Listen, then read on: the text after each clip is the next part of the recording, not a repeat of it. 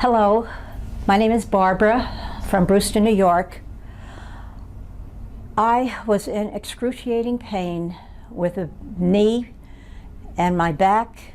I had spinal stenosis and I walked with a cane. I was in such pain, it was terrible. A friend of mine at church recommended that I go to Optimum Regenerative Care, and I decided to do that. When I came, I was influenced by the video that was shown, and I thought, rather than what the doctor suggested, my having surgery, I decided that I will give this a try, the stem cell therapy. I had it done about 5 weeks ago, and it was not painful to have it done.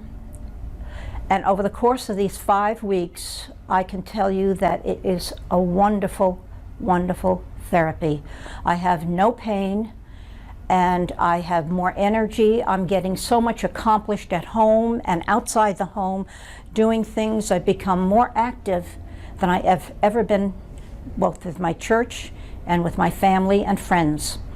Barbara, what was your pain level before you started? It was probably 9.5. Yeah. I have to say I have no pain.